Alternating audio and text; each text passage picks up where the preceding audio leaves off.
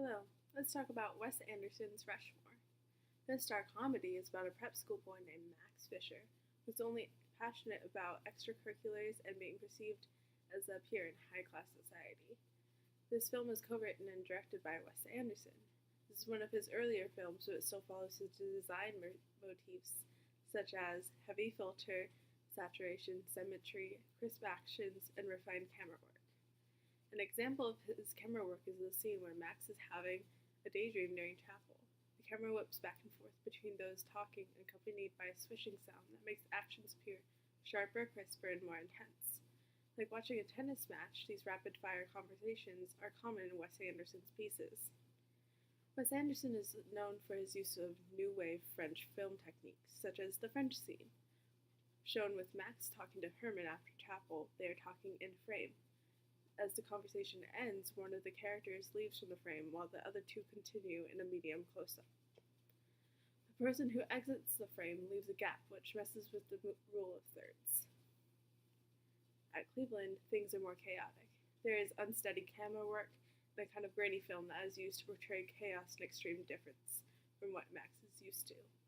The lighting set is cold, blue, and more realistic, which establishes a contrast to mise-en-scene in Rushmore Academy.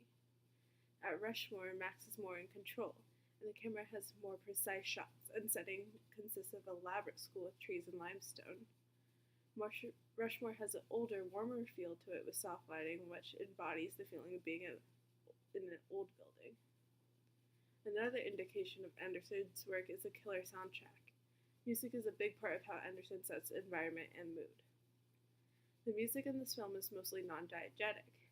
It is used to portray the internal feelings of the characters or as a juxtaposition of the characters and their surroundings. For example, there is a scene where Herman and his wife throw a birthday party for the twins. The music is a summer hit, bright and cheery. This is cut with shots of Herman looking at the party from a distance. He's obviously not happy, but depressed, drunk, and lonely.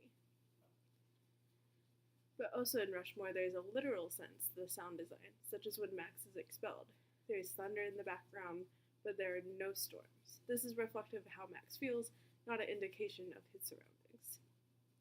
Every aspect of the film is important in creating verisimilitude and completing desired aesthetic, both which are strengths of Anderson. When we want to show lower class and harsher environment, that's when we start to see people of color.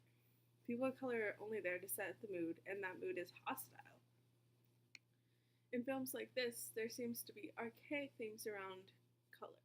Black equals soiled, evil, ominous, expanding that theme all the way to the actor's skin, while white is pure, innocent, a canvas to be worked on. People of color will not ruin aesthetic. We are beautiful, we are refined, we're educated, and I want there to be change. When creating film, people should consider the choices they make and how that establishes meaning in the heads of the audience. What are the characteristics that portray the message you want to convey? Wes Anderson knows what he's doing in his aesthetic choices, but part of him further enabling the negative connotations of people of color is okay.